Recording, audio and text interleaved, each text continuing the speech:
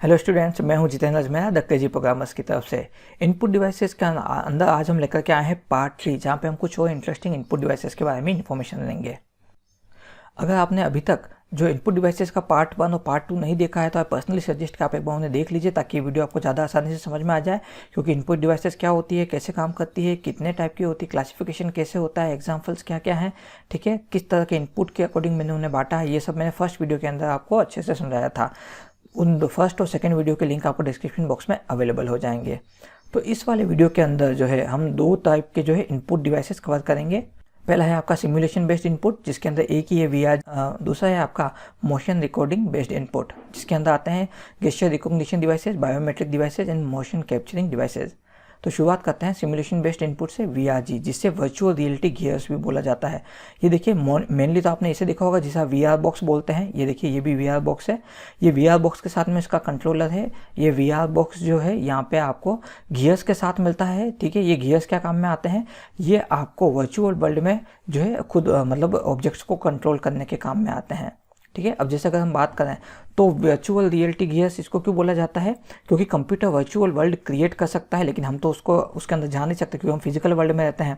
तो यहाँ पे क्या होता है कि जब हम इस गियर को पहनते हैं तो इस गियर के अंदर देखिए यहाँ पे दो लेंसेज लगे होते हैं, जो कि एक तरह से कंप्यूटर की स्क्रीन के अंदर जो भी चल रहा है हमें यहाँ पर पे स्प्लिट करके दिखाता है। अब दो पार्ट में क्यों, क्योंकि ये दो पार्ट जो है वीआर बॉक्स कंसेप्ट पे काम करते हैं, जिसके अंदर हमें जो है बिल्कुल रियल वर्ल्ड में जैसे हम देखते हैं, हमारी आंखें जैसे देखती है, हमें बिल्कुल यहाँ पे ऐसा ही दिखाई देता है।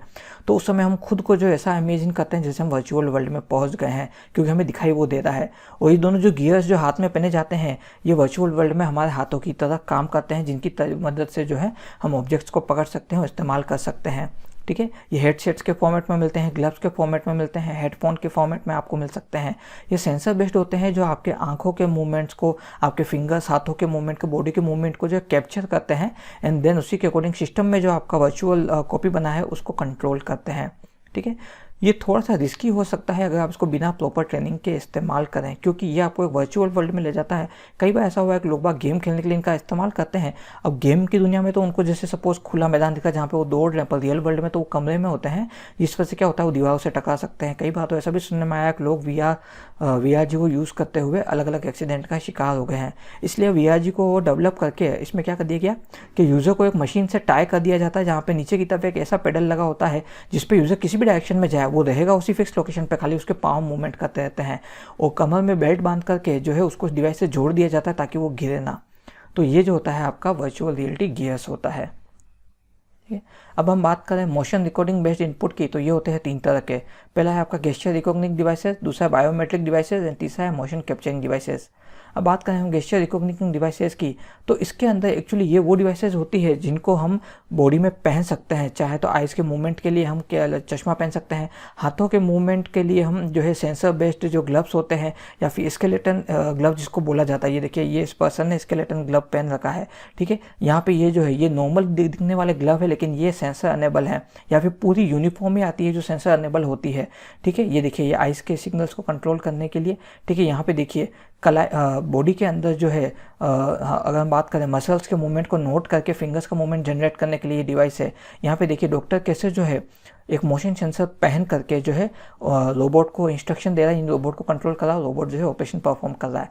तो गेस्चर रिकॉग्निशन डिवाइसेस के अंदर क्या होता है कि वेरिएबल डिवाइसेस होती है जिनको बॉडी पार्ट्स के ऊपर पहना जाता है, देन उसके अकॉर्डिंग हम उन बॉडी पार्ट्स को पहनने के बाद जो भी मूवमेंट करेंगे उन मूवमेंट्स को जो है कंप्यूटर एक्सेप्ट करता है, वहाँ पे एक वर्चुअल सिस्टम की तरह वो उनको परफॉर्म करता है, ठीक है। मोस्ट ऑफ तो ये गेम्स में काम में आता है, लेकिन आजकल इसका इस्तेमाल हर जगह हो रहा है, मेडिकल, इंजीनियरिंग, ठीक है। और अगर हम बात करें तो कंस्ट्रक्शन लाइन, हर जगह पे इसका इस्तेमाल हो रहा है, ठीक है। यहाँ पे जो फिजिकल मूवमेंट जो हमारे होते हैं उनको कन्वर्ट करता है ये वर्चुअल वर्ल्ड या कंप्यूटर वर्ल्ड के एल्गोरिदम के अंदर, एंड उसके अकॉर्डिंग इनपुट आउटपुट जो है जनरेट करता है, ठीक है। हमारा स्मार्टफोन भी जो है वो गेस्चर रिकॉग्निशन डिवाइसेस की तरह काम कर सकता है। कैसे कि मैंने आपको वेरिएबल डिवाइसेस तो बता दी, नॉन वेरिएबल में अब आपको बता देता हूँ कि ऐसी भी डिवाइसेस होती है जो हमारे फेस के मूवमेंट को जो है वो रिकॉर्ड करती है। यहाँ पे मैं हाथों का मूवमेंट नहीं लूँगा, क्योंकि अगर हमारा स्मार्टफोन में जैसे जो हमारा फेस रिकॉग्निशन सॉफ्टवेयर होता है वो हमारे फेस के मूवमेंट को रिकॉग्निशन करके पता करता है कि हम दुखी हैं, खुश हैं, रो रहे हैं, उदास हैं या बात कर रहे हैं क्या, ठीक है। तो यहाँ पे ये हमारे गेस्चर को रिकॉग्नाइज कर रहा है, इसलिए मैंने यहाँ पे स्मार्टफोन भी लिखा है। और ऐसे आपको जो हार्डवेयर डिवाइसेस भी मिल जाएंगी जो कि आपके मूवमेंट को सेंस कर दी। अब ये मोशन बेस्ड नहीं है, मोशन बेस्ड जो होता है वो किसी भी तरह के मूवमेंट को सेंस करता है। यहाँ तो खाली फेस सिर्फ और सिर्फ आपके जो इमोशंस है, गेस्चर्स जो हैं, जो फेस के थ्रू आप रिप्रेजेंट करते हैं, उनको गेस करके जो है CPU को सिग्नल जनरेट करके देता है। ये VFX और CGI मेकिंग के लिए बहुत ही ज़्यादा बेहतर है, क्योंकि इसी के थ्रू एनिमेशन क्रिएट किए जाते हैं। जैसे आपने एवेंजर्स मूवी देखी होगी जिसमें थेनोस को दिखाया था, तो रियल में तो थेनोस की साइज़ का कोई ह्यूमन हमारे पास है नहीं। तो अगर आपने देखा होगा जिन्होंने थेनोस का रोल प्ले किया था, उन्होंने जो है पूरा जो है गेस्चर रिकॉग्निशन डिवाइस सूट ही पहना था, एंड देन उसके अकॉर्डिंग वो जो सिग्नल जनरेट कर रहे थे उसको सिस्टम में इनपुट दिया जा रहा था, एंड देन वहाँ पे एक वर्चुअल कैरेक्टर था जो बिल्कुल थेनोस की तरह दिखता है, उसको जो है ये अपने यहाँ जो है अपने फिजिकल मूवमेंट से कंट्रोल कर रहे थे। अब बात करते हैं बायोमेट्रिक डिवाइसेस की। बायोमेट्रिक जो होती है, इसके अंदर किसी भी पर्सन की जो फिजिकल होल्डिंग या फिजिकल प्रॉपर्टीज़ होती है, उनको जो है आइडेंटिफिकेशन या सिक्योरिटी पर्पस के लिए काम में लिया जाता है और एज ए इनपुट सिस्टम को दिया जाता है, जैसे कि फिंगरप्रिंट, वॉइस, आई कॉर्निया यानी आंखों के कॉर्निया का recognition, face structure, heart rate और भी इस तरह के और भी कई जो है रिजेम्बलेंस हो सकते हैं। इसे बायोमेट्रिक डिवाइसेस के अंदर इस्तेमाल किया जाता है। इन बायोमेट्रिक डिवाइसेस में इनबिल्ट सेंसर्स लगे होते हैं जो कि हमारे फिजिकल प्रॉपर्टीज़ को स्कैन करके रिजल्ट को स्टोर कर लेते हैं। नेक्स्ट टाइम जब भी हम उस डिवाइस को फिर से यूज़ करते हैं और फिर से वही फिजिकल प्रॉपर्टी का हम इनपुट अगर देंगे तो उसको वो अपने रिकॉर्ड के साथ मैच करेगा। अगर रिकॉर्ड मैच हो जाता है तो जिस भी डिवाइस पे इसको लगाया गया उस डिवाइस को, उस ऑब्जेक्ट को एक्सेस करने की हमको परमिशन देता है। जैसे आपने बायोमेट्रिक्स अनेबल डोर लॉक देखे होंगे, जहाँ पे जो है फिंगर के जो है हम थंब लगा के या फिंगर लगा करके जो है अपने आइडेंटिफिकेशन उसके अंदर स्टोर कर देते हैं। देन उसके बाद में जिसे हम थंब उस पर लगाएंगे तो डोर लॉक हो जाएगा, वापस थंब लगाएंगे तो डोर खुल जाता है। उसी तरह से फेस रिकॉग्निशन भी होता है, आई कॉर्निया का, आंखों के कॉर्निया का रिकॉग्निशन भी होता है, ठीक है। स्मार्ट लॉक तो आप सबने देखे फ़ोन में, वो भी काम में आते हैं, ठीक है। देन कई ऐसी भी डिवाइसेस आती है जहाँ पे पाँव के थंब का या पूरे फुटप्रिंट का जो है रिकॉग्निशन किया जाता है, पूरे पाम का पूरे हाथ का रिकॉग्निशन किया जाता है, ठीक है। ऐसा इसलिए कि ताकि क्योंकि हर एक बॉडी पर्सन की फिजिकल बिलोंगिंग दूसरे से बिल्कुल अलग होती है। फिंगरप्रिंट तो सबसे यूनिक होते हैं, आंखों के कॉर्निया भी बिल्कुल यूनिक होते हैं, पाँवों का स्कैन भी सबका बिल्कुल यूनिक होता है। तो इन फिजिकल प्रॉपर्टीज़ को जब हम एज ए इनपुट देते हैं तो कोई भी जो है हमारे क्रेडेंशियल्स को हैक ही नहीं कर सकता। तो कुल मिलाकर के बायोमेट्रिक डिवाइसेस सिक्योरिटी देने के काम में आती है, ठीक है। और ये सिक्योरिटी जो है बहुत ही ज़्यादा स्ट्रॉन्ग होती है क्योंकि आपकी फिजिकल प्रॉपर्टीज़ कोई भी एक्वायर या कॉपी नहीं कर सकता। मूवीज़ में दिखाते हैं कि भी नकली थंब इंप्रेशन बना लिया या फेस पे मास्क पहन लिया, रियलिटी में ऐसा काम नहीं करता, ठीक है। वो सिर्फ एक मूवीज़ है। रियलिटी में फिजिकल प्रॉपर्टीज़ को कॉपी कर पाना काफ़ी ज़्यादा मुश्किल होता है।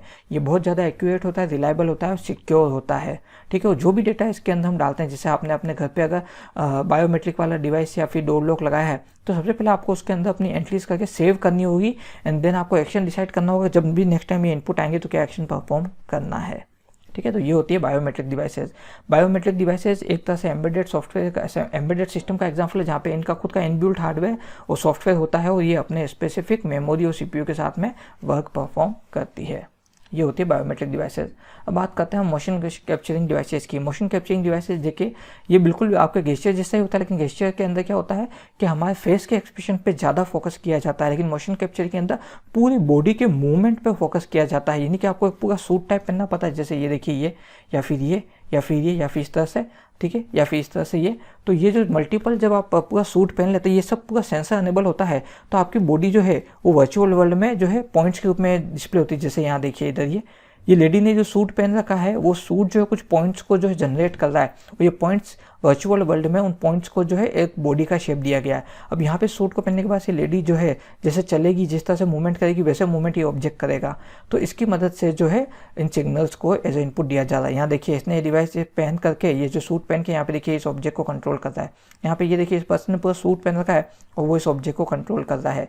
ये आपके आंखों के कॉर्निया, वॉइस, ठीक है, होठों के मूवमेंट, फेस के मूवमेंट, आपके गालों के मूवमेंट, सबको कैप्चर करने के लिए पूरा एक जो है हेलमेट है, जिसको पहनने के बाद में आपके फेस का पूरा जो मोशन हर एक तरह का, इवन आपके जो आप गाल कैसे मूव करते हैं, ठीक है, कान कैसे मूव करते हैं, इनका भी जो है मोशन कैप्चर किया जाता है।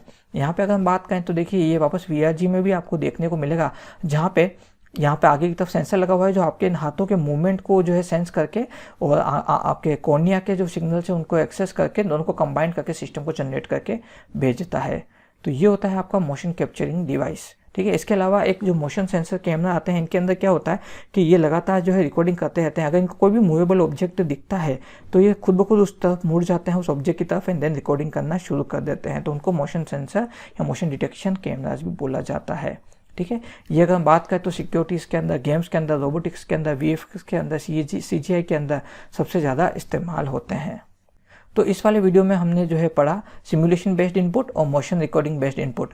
मैं उम्मीद करता हूँ वीडियो आपको अच्छे से समझ में आ गया होगा। फिर भी अगर आपके मन में कोई भी डाउट है या कोई क्वेरी है या कोई कमेंट या कोई सजेशन या फिर फीडबैक है तो हमें कमेंट बॉक्स में लिख करके बताएं।